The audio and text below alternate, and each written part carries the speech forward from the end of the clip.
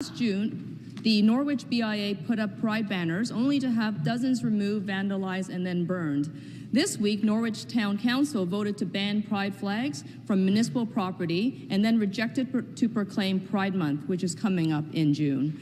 Since the Premier has not spoken up against the hateful rise of homophobia and transphobia in Ontario, I'd like to ask him today, will he break his silence and commit to working with the Ontario NDP to pass our bill, keeping 2S LGBT+ communities safe as quickly as possible?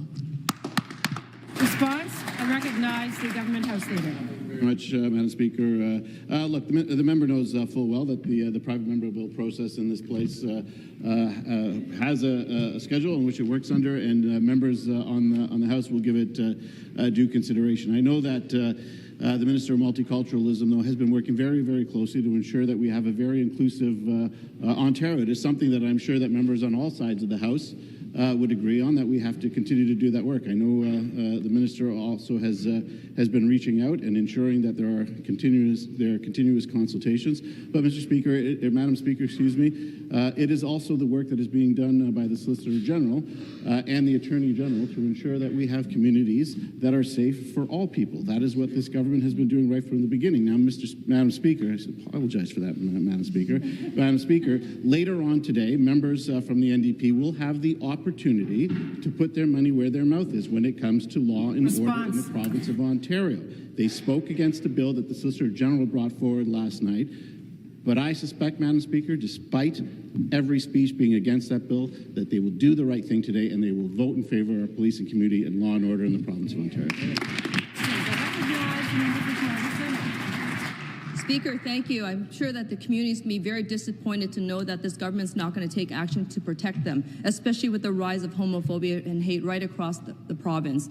This week, an angry mob also turned up at the York Catholic District School Board, where they disrupted a meeting and to intimidate the trustees to vote against Pride Month and raising the flag for their community. This is not the first time that the police were called in to contain homophobic violence.